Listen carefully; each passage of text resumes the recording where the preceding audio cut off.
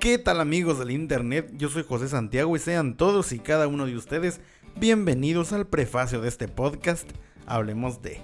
El día de hoy vamos a hablar de un relato del cual no estoy tan seguro de su autenticidad, ya que no encontré datos históricos, pero conociendo el contexto de la época, me tomé la libertad de recrear la escena. Nada más para adentrarnos un poco más a la historia y conocer, como no, a nuestros protagonistas. Así que sígueme en el viaje. Vamos allá. Es de noche. Estás manejando solo por la carretera México-Laredo. Kilómetro tras kilómetro de curvas cerradas.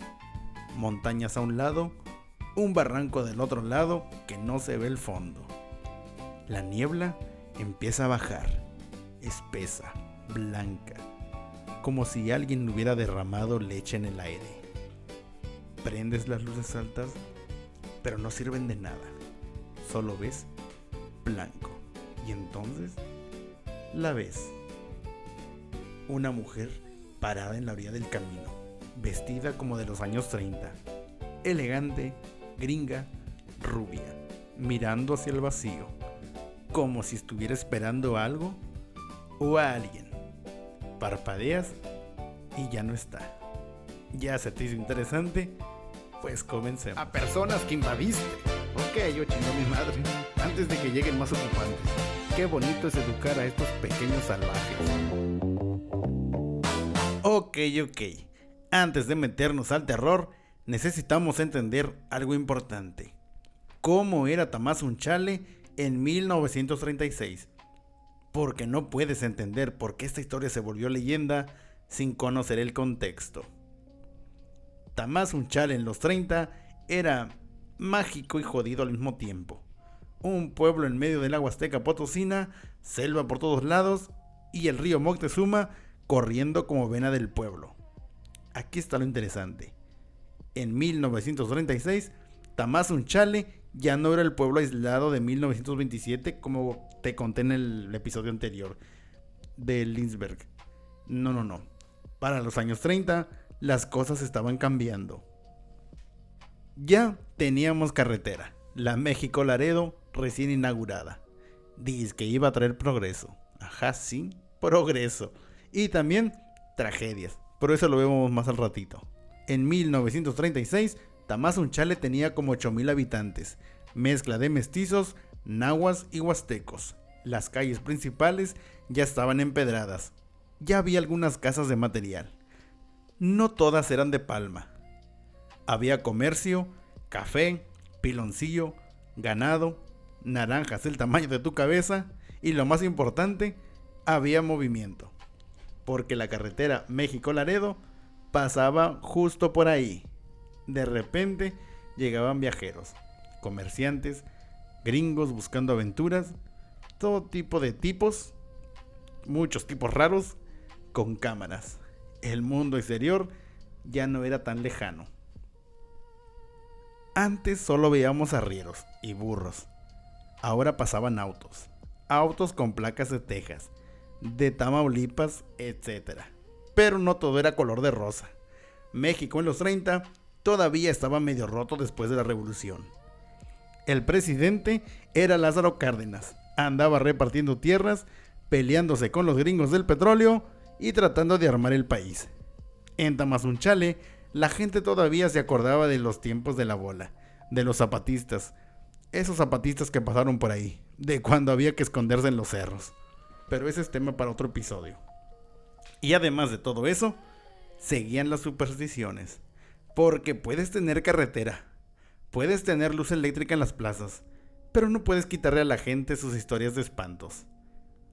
Por ejemplo, la Llorona, el Charro Negro, los chaneques que te perdían en el monte, las brujas que se convertían en tecolotes. Esas historias todavía mandaban en la noche y la gente los respetaba. Así que imagínate este mundo, un pueblo que está entre dos eras, entre el antiguo y lo moderno, entre la selva y la carretera, entre los espíritus y los autos, un lugar donde puede pasar una Ford Modelo A en la mañana y en la noche la gente jura que escuchó el aullido de un nahual. Y es en ese Tamazunchale, en ese lugar suspendido entre dos mundos, donde va a pasar algo que va a marcar al pueblo para siempre. Algo que va a mezclar lo moderno, un accidente de auto, con lo antiguo, una leyenda de fantasmas. Pero antes de llegar al accidente, tenemos que hablar de la carretera. La pinche carretera México-Laredo, la ruta de la muerte.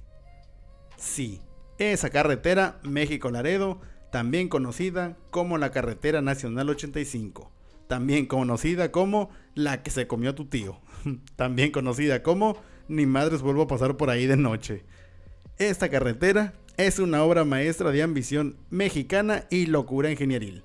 Se inauguró oficialmente en 1936, el mismo año del accidente de los Parker. ¿Coincidencia? No lo sé, pero es cabrón, ¿no?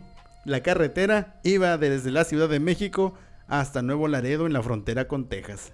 Más de 1200 kilómetros de asfalto, grava, terracería y buenas intenciones. La idea era conectar México con Estados Unidos. Comercio, turismo, progreso. Pero había un problema. Un gran problema. Para llegar a la Ciudad de México al norte, tenías que cruzar la Sierra Madre Oriental. Y en la Huasteca, esa sierra no perdona. El tramo entre Tamazunchal y Chapulhuacán era especialmente cabrón. Curvas cerradas, subidas imposibles y barrancos. Barrancos que si te asomabas no veías el fondo, solo oscuridad. Los barrancones, estos no tenían barandales, no tenían señalizaciones. Luces, ¡ja! ¿Qué es eso? Si te salías del camino, bye. Y esto me recuerda mucho a una conversación que tuve con un chofer en el transcurso de la universidad, que era por allá por Hidalgo, a San Luis, que me dijo, hay dos tipos de choferes en esta carretera, los que respetan la curva y los muertos. Y no estoy exagerando, desde que se inauguró la carretera empezó a cobrar vidas. Autos que se salían de las curvas, camiones que perdían los frenos, hasta autobuses que se desbarrancaban con todo y pasajeros. Así que la gente empezó a llamarle la ruta de la muerte. Y no era por mamones, era literal. Porque además de las curvas asesinas, estaba el clima. La Huasteca es tierra de niebla.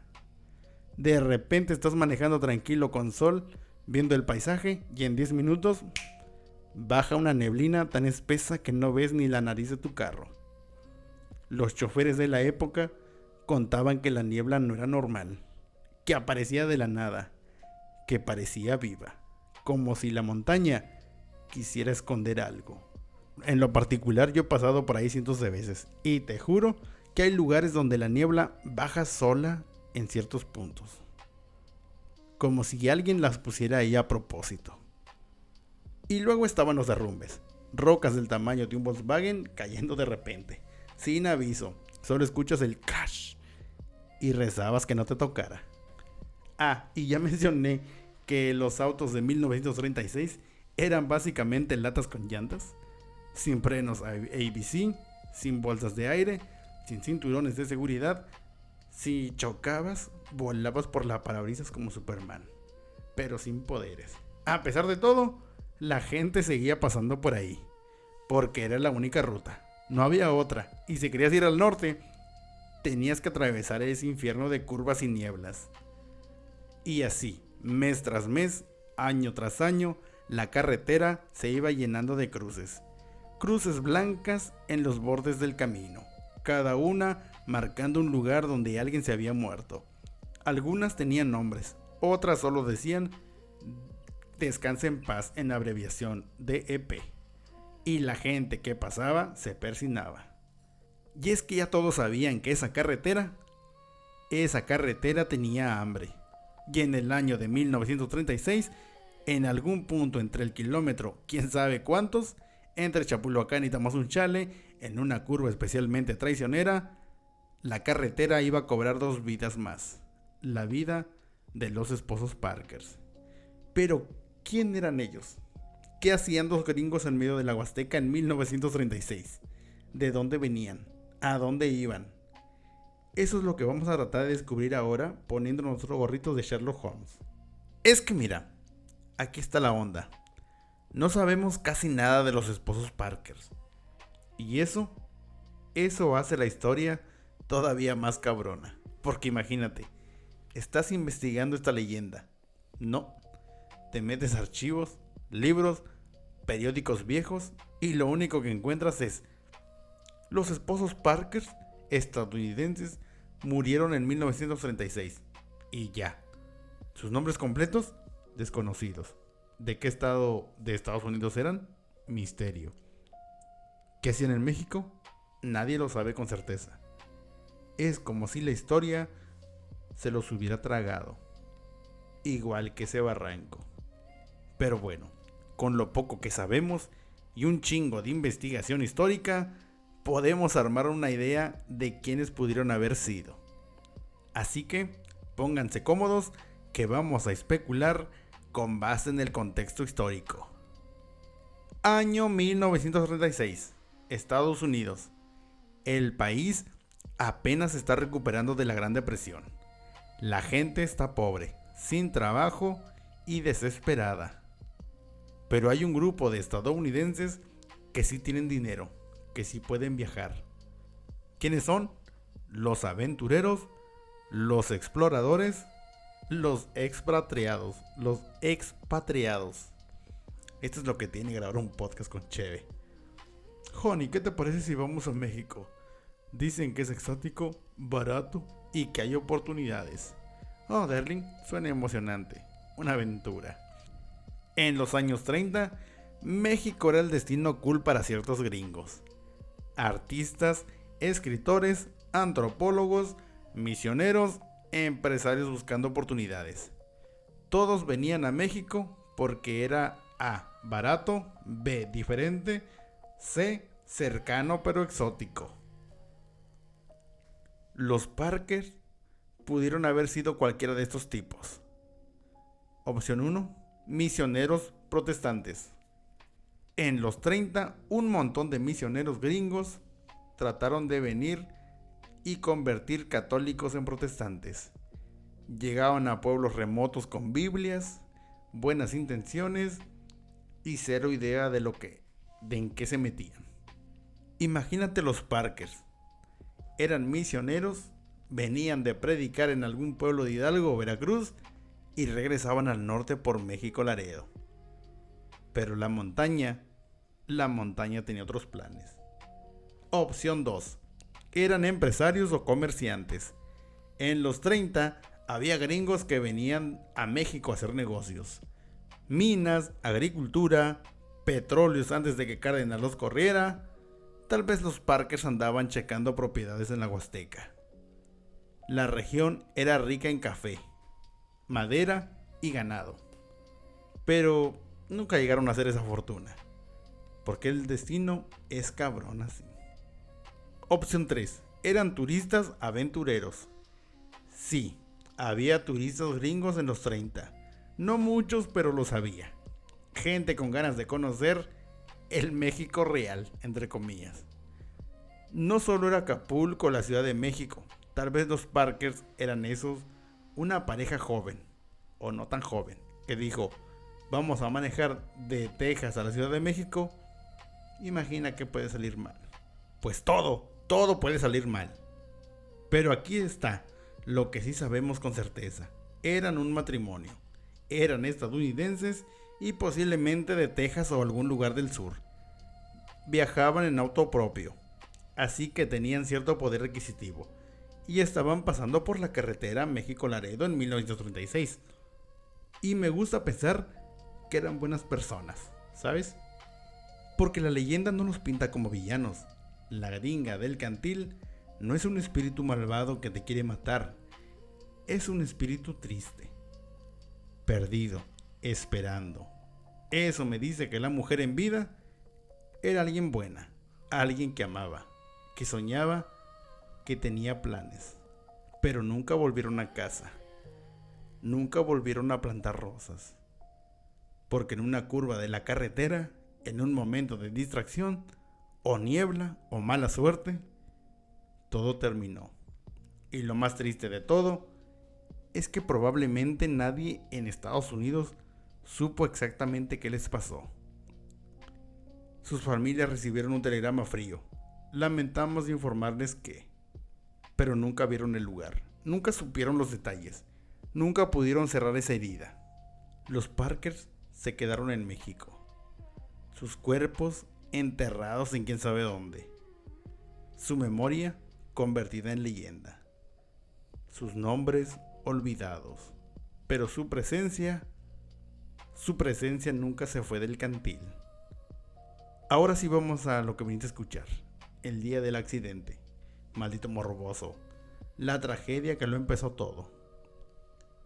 1936, una curva, un barranco y 2 vidas que terminaron en un segundo. Prepárate, porque esta parte es dura. No sabemos la fecha correcta. Pudo haber sido en primavera, o en verano, o en otoño. Pero sabemos que fue en 1936. Y sabemos que fue en ese tramo maldito entre Chapulhuacán y Tamazunchale. Así que vamos a reconstruir ese día, con lo que sabemos, con lo que la leyenda cuenta, y con mucha imaginación histórica. Es temprano en la mañana. Los esposos Parker llevan varios días viajando.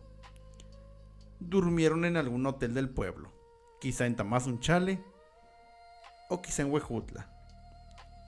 Se levantan, desayunan, quizá un café y pan dulce.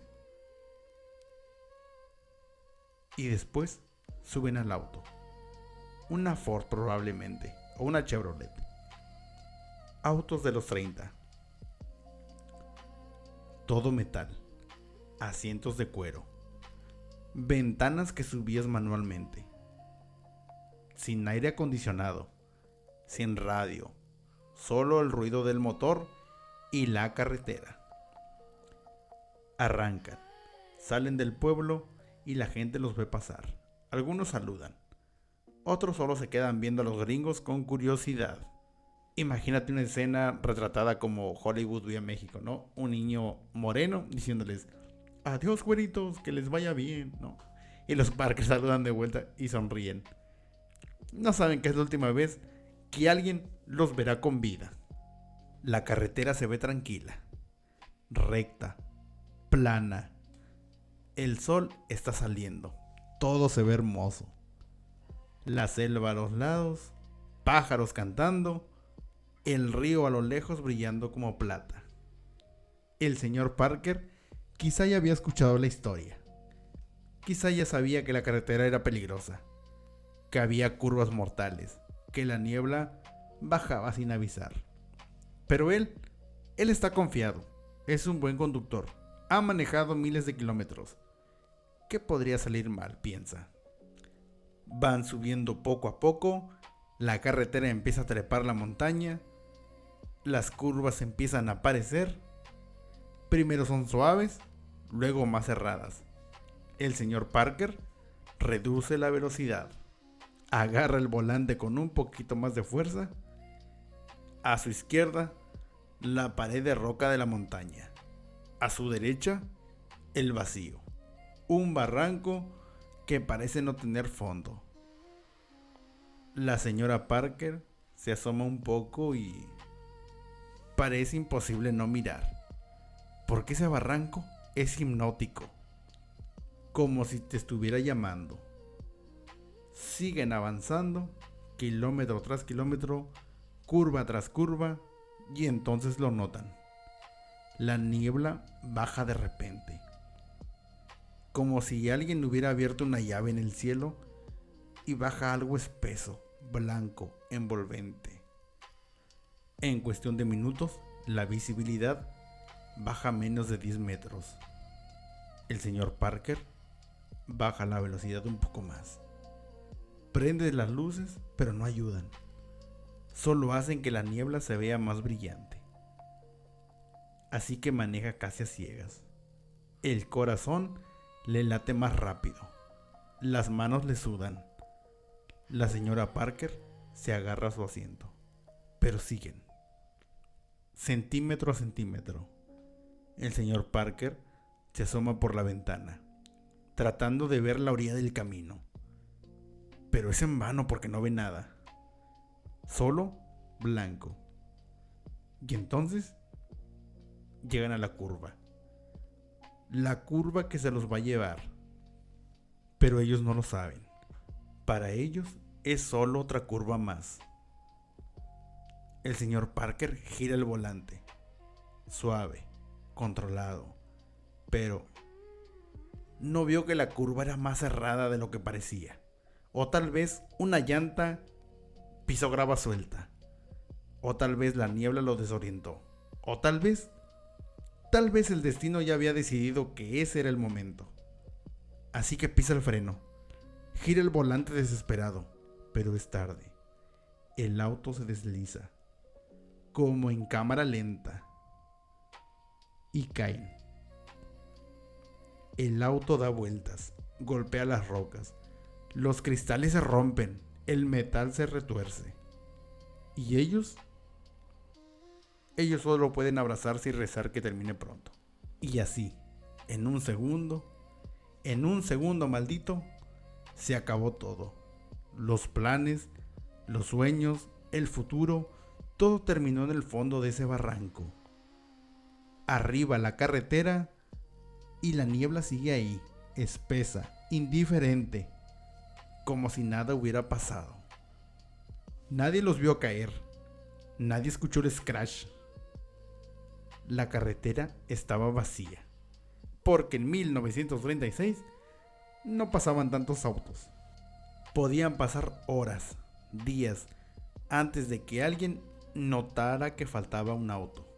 Los esposos Parker quedaron ahí, en el fondo del barranco, solos, en la oscuridad, con la selva creciendo alrededor. Y nadie sabía que ahí abajo había dos vidas que acababan de terminar. Dos personas que esa mañana tomaron café, que se dijeron te amo y que planeaban llegar a casa. Pero nunca llegaron. ¿Cuánto tiempo pasó antes de que los encontraran? ¿Días? ¿Semanas? ¿Los encontraron completos? ¿O lo que quedaba de ellos? ¿Qué fue lo que encontraron en el fondo del cantil? 2 días después, tal vez 3. Nadie sabe con exactitud. Pero alguien finalmente notó algo. Quizá 2 tipos cruzando esa carretera. Alcanzan a ver las marcas de las llantas saliendo de la carretera y se bajan a ver. Caminan hacia el borde, se asoman y lo que ven es impresionante. El barranco tiene unos 50-60 metros de profundidad, tal vez más. Pura roca, árboles torcidos y la maleza espesa.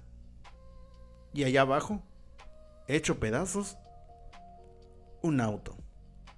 Uno de los dos comenta, ahí debe haber gente. Pero no pueden bajar, el barranco es casi vertical, pura roca suelta. Sin cuerdas, sin equipo, es un suicidio intentarlo. Se ponen de acuerdo, van a Tamazunchale para avisar a todas las autoridades. Llegan al pueblo, van directo con el presidente municipal, con la policía, con quien los pueda escuchar.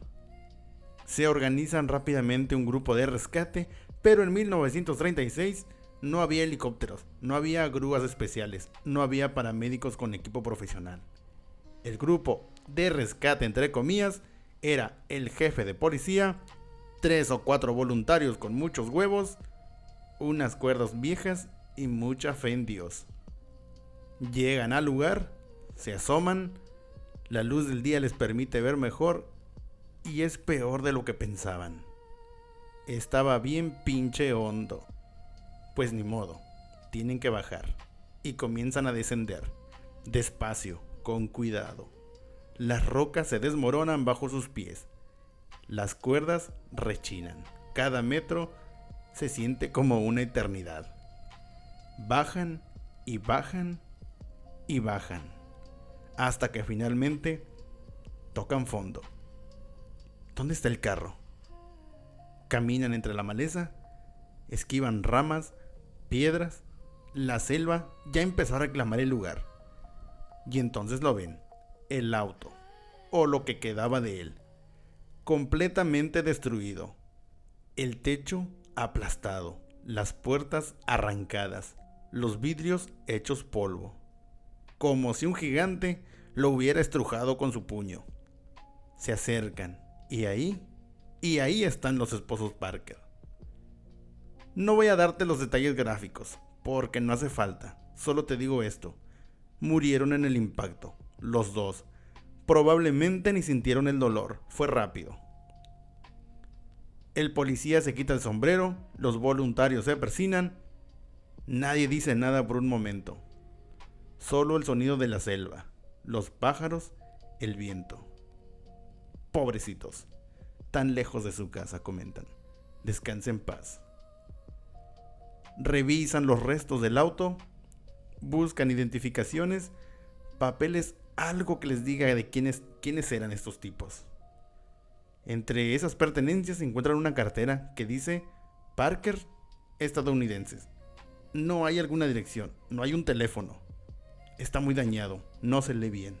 Y ahí está el problema. Están en medio de la nada en el año 1936. No hay manera de contactar a las autoridades estadounidenses.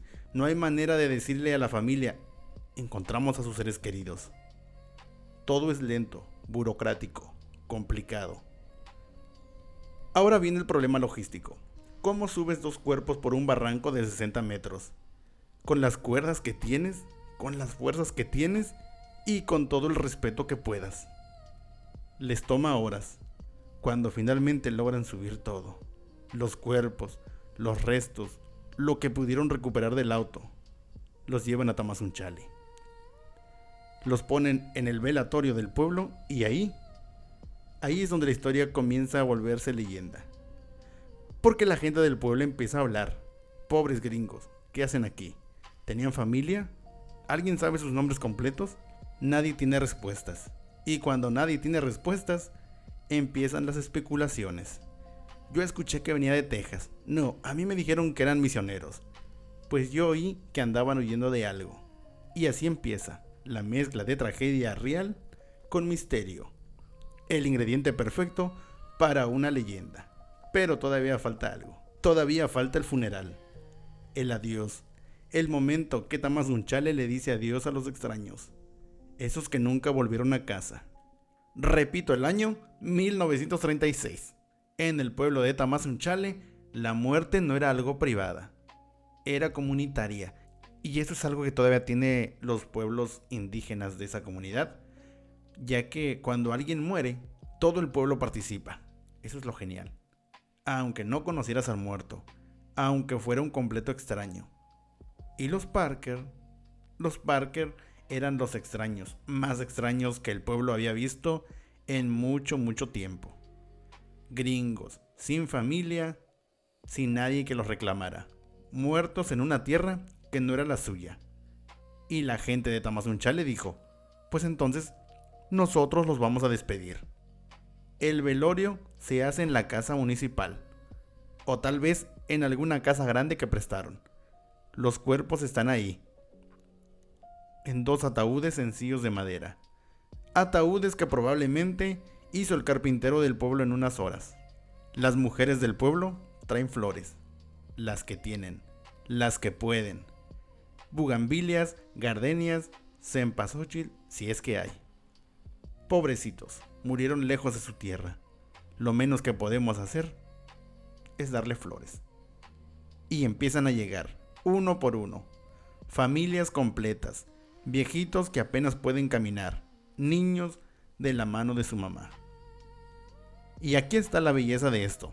Mira, nadie los conocía, nadie sabía si eran buenas personas o no, nadie sabía su historia completa. Pero eso no importó, porque en ese momento los Parker dejaron de ser los gringos y se convirtieron en nuestros muertos. La gente reza el rosario, algunos en español, otros en náhuatl, otro en tenec, idiomas diferentes, pero la intención es la misma: que sus almas descansen en paz. El cura del pueblo viene a bendecirlos, y la gente, en una misma voz, repiten amén. Al día siguiente, el entierro. La procesión sale del velorio hacia el panteón. 4 hombres cargan cada ataúd. hombres del pueblo voluntarios, que ni siquiera conocieron a los Parker, pero que sienten que es su deber.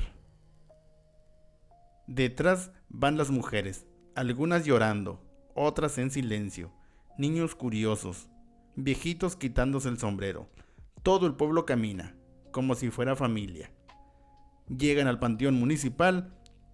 2 tumbas ya están abiertas, lado a lado, para que los Parker estén juntos, aunque estén lejos de casa.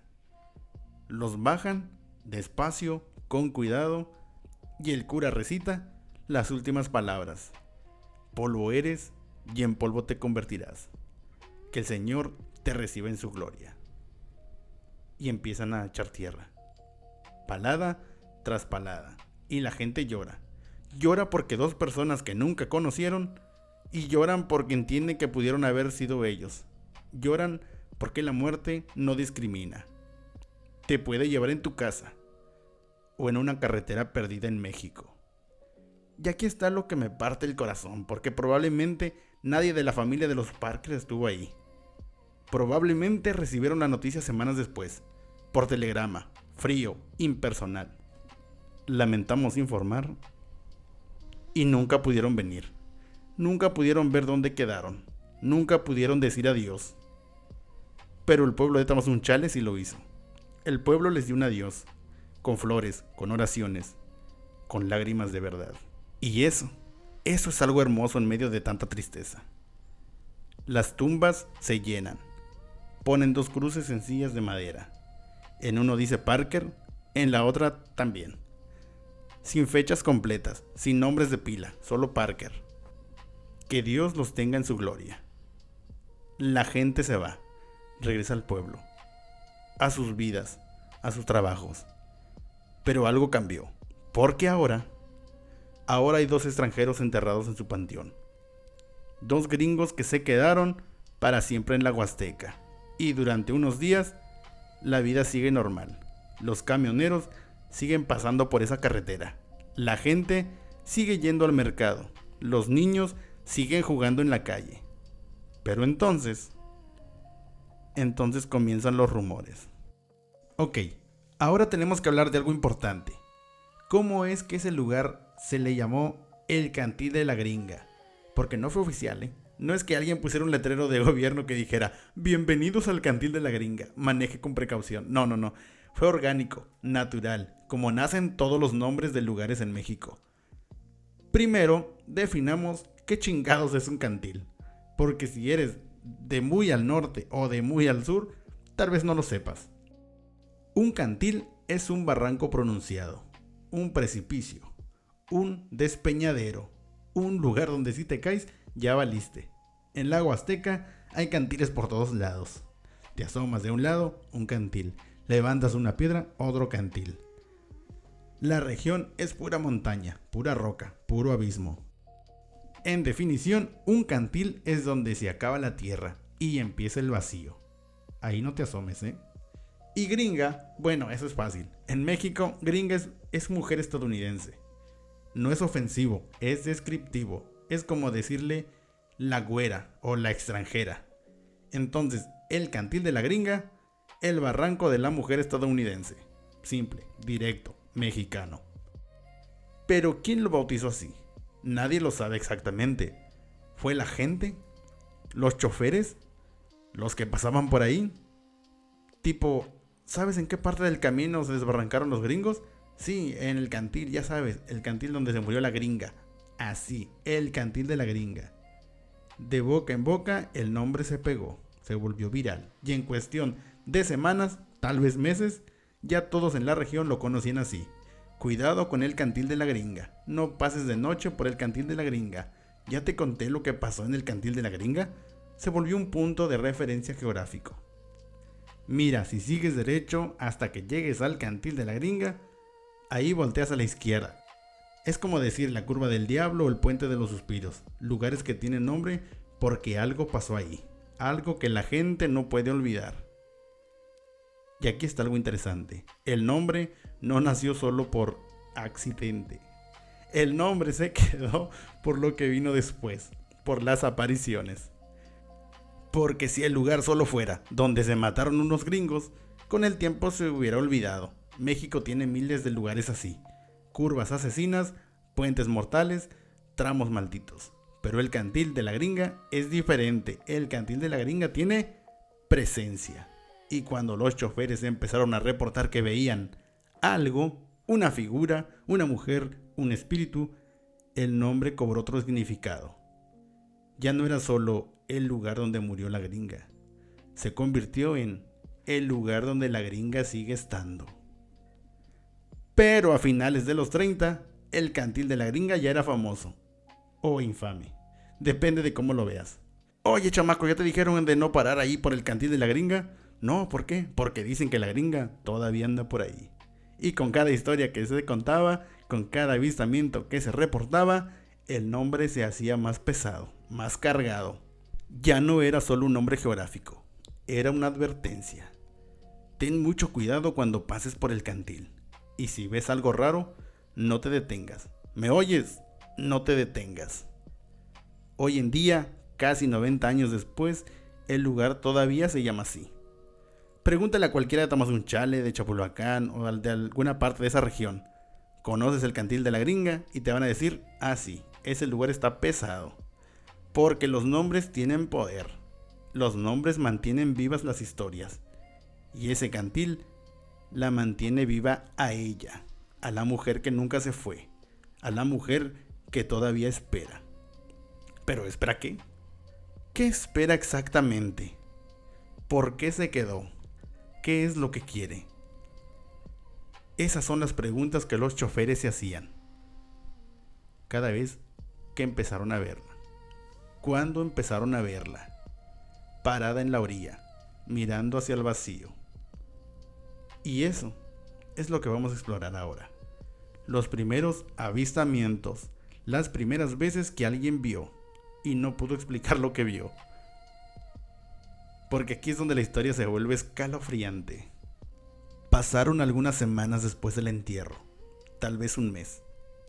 La vida en Tamazunchale seguía su curso normal, pero en esas fondas de carretera, en lugares donde los choferes se juntaban a tomar café y fumar, empezó a circular un rumor. Óiganme bien, anoche vi algo en el Cantil. Ya, compadre, ya vas a empezar con tus cuentos. No es cuento, cabrón, yo sé lo que vi. Y así empezó, los testimonios, uno tras otro, cada uno más inquietante que el anterior. Vamos a reconstruir algunos de los primeros avistamientos con base en lo que la tradición oral ha guardado. Prepárate. Estos son los testimonios. Estos testimonios son reales, o al menos la gente que los contó creían que eran reales. Primera historia. Un camionero de Tampico al cual llamaremos Don Refugio. Don Refugio llevaba años manejando la ruta México-Laredo. Conocía cada curva, cada bache, cada tramo peligroso. No le tenía miedo a nada. Es de noche, como a las 2 de la mañana. Refugio va manejando su camión lleno de naranjas rumbo a Monterrey. Está cansado pero despierto. Masca tabaco. Tiene las ventanas abiertas para que el aire frío lo mantenga alerta. Ándale, Refugio, ya casi llegas a Tamazunchale. Ahí paras a echar gasolina y sigues, se decía. Va subiendo la montaña, las curvas comienzan y entonces llega al Cantil. Reduce la velocidad como siempre hace en esa curva porque es de las más cerradas. Y en eso la ve. ¿Qué? Una mujer parada en la orilla de la carretera, del lado del barranco, vestida de blanco, mirando hacia el vacío. Refugio frena completamente y se le queda viendo. ¿Por qué? ¿Qué hace una mujer sola ahí, a las 2 de la mañana, en medio de la nada? Así que Don Refugio le dice: oiga, señora, ¿está bien? ¿Necesita ayuda? La mujer no se mueve, no voltea, solo sigue mirando hacia el barranco, como si Don Refugio no existiera. Así que vuelve a decirle, más fuerte: señora. Nada. Refugio está empezando a sentir algo raro. Un frío que no es del aire. Un frío que viene de adentro. Decide bajar del camión. Tal vez la señora está en shock, piensa. Tal vez tuvo un accidente. Así que abre la puerta, pone un pie en el suelo y en ese momento la mujer voltea. Y Refugio ve su cara. O lo que debería ser su cara. Porque no puede describirla. Después, cuando lo cuenta, solo dice, no tenía cara. O sí tenía, pero yo no podía verla. Era como niebla. Dios santo, dice Refugio. Se sube al camión de un brinco, mete primera y arranca, sin mirar atrás. Pero en el espejo retrovisor, jura que la ve, todavía parada ahí, mirándolo irse. Refugio llega a Tamazunchale temblando. Entra a la gasolinera, el despachador lo ve pálido, sudando y le dice, ¿qué le pasó? Parece que vio al diablo. Don Refugio dice, peor, vi a la gringa. Testimonio número 2, el cual llamaremos los hermanos González. Unos meses después, 2 hermanos de Tamazunchale, los González, y no son dueños del Hotel Verde. Estos tipos regresaban de una fiesta en Chapulhuacán, Son jóvenes como de 20 y 22 años. Han tomado un poco, pero nada serio. Van en burro. Sí, en burro, porque no todos tenían carro en esas épocas. Te esperabas esa, ¿verdad? Uno le dice al otro, estuvo buena la fiesta, le dice. Sí, pero ya vámonos, se está haciendo tarde. Van por la orilla de la carretera, porque los burros no pueden ir por el asfalto. Van platicando, cantando, cuando el burro del hermano mayor se detiene. De repente, sin razón, solo se detiene. Ándale, pinche burro, ¿qué te pasa? Pero el burro no se mueve, está temblando, las orejas hacia atrás. Ah, pobre burro. Los ojos bien abiertos. Hermano, los animales sienten cosas que nosotros no, le dice uno al otro. Y entonces la huelen. Un perfume dulce, floral, como de mujer elegante. Pero están en medio de la nada. ¿De dónde viene ese olor? ¿Tú también lo hueles?, le dice. Sí, huele a perfume de gringa. Voltean y ahí está, a unos 10 metros de ellos, la mujer de blanco, parada en el borde del cantil. Los hermanos se quedan helados. No pueden moverse, no pueden hablar, solo pueden verla. Y ella levanta una mano lentamente, como señalando hacia el barranco. Vámonos, vámonos ya. Le pegan a los burros y salen corriendo. Bueno, los burros salen corriendo y ellos casi se caen del susto. No paran hasta llegar al pueblo y cuando llegan le cuentan a su mamá. Ay, virgencita, esa es la gringa del cantil. No vuelvan a pasar por ahí de noche. ¿Me oyeron? Y así termina la historia número 2. Continuamos con la tercera. Recuerden que estas historias son gratis en internet, pueden buscarlas. No están tan ocultas. Testimonio número 3. La familia Ramírez. Este es el que me da más escalofríos, porque no es de noche, es de día. Una familia de Tampacán va de viaje a la Ciudad de México. Papá, mamá y 3 niños. Van en un auto viejo, pero funciona. Es mediodía, hace sol, todo está tranquilo.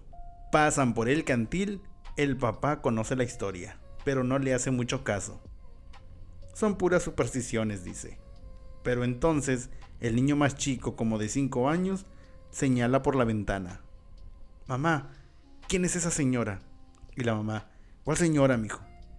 Esa de blanco, la que está parada ahí. La mamá voltea, pero no ve nada. El papá voltea, nada. No hay nadie, hijo. Estás imaginando cosas. Sí hay, está justo ahí. Nos está mirando, dice. Y aquí está lo cabrón. Los niños chicos, se dice, pueden ver cosas que los adultos no, porque su alma todavía es pura. Su mente todavía no ha aprendido a no creer. Mami, ¿por qué está llorando la señora? La familia acelera, salen de ahí, y el niño no deja de voltear hacia atrás, viendo algo que nadie más puede ver. Estos fueron solo 3 testimonios, pero hay decenas, cientos tal vez. Choferes, familias, viajeros, borrachos, sobrios, todos con la misma historia. Una mujer de blanco parada en el cantil, mirando el vacío, o llorando, o señalando, pero siempre, siempre ahí. Pero, ¿cómo es ella exactamente? ¿Qué aspecto tiene? ¿Qué hace? Ok, como detective paranormal de sillón, comenzaremos a crear el perfil. Porque después de décadas de testimonio, podemos hacer un retrato bastante claro de quién es ella, o qué es ella, o qué quedó de ella. Así que agarren papel y lápiz y acudan a su imaginación, porque aquí va la descripción completa. Primero, ¿cómo se ve? Casi todos los testimonios coinciden en lo mismo. Una mujer, altura promedio como de unos 60, unos 65 metros. Complexión delgada, como si hubiera sido joven o de mediana edad. Cabello claro, rubio o castaño claro. Algunos dicen que lo lleva recogido, otros que lo trae suelto. Pero siempre es cabello claro. Ok, no es un vestido cualquiera. Ella está vestida de blanco. No es un vestido cualquiera. Es un vestido elegante, estilo años 30, con el cuello alto, mangas largas hasta los tobillos, como los vestidos que usaban las mujeres estadounidenses de clase alta en esa época. No era vestido de campesina, era vestido fino, de esos que se ven que cuesta. Algunos dicen que el vestido está limpio, impecable, otros juran que está manchado, como si hubiera sangre vieja, pero cuando miras de nuevo, está limpio otra vez. Su cara. La mayoría de los testigos no pueden describir su cara con claridad. Unos dicen que sí tiene, pero que no pueden enfocarla. Como cuando tratas de recordar un sueño y los detalles se te escapan. Otros dicen que donde debería haber cara, solo hay niebla, o sombra, o un vacío luminoso. Es como si la cara estuviera ahí, pero al mismo tiempo no. No puedo explicarlo mejor. Pero los que sí han podido ver su cara coinciden en algo.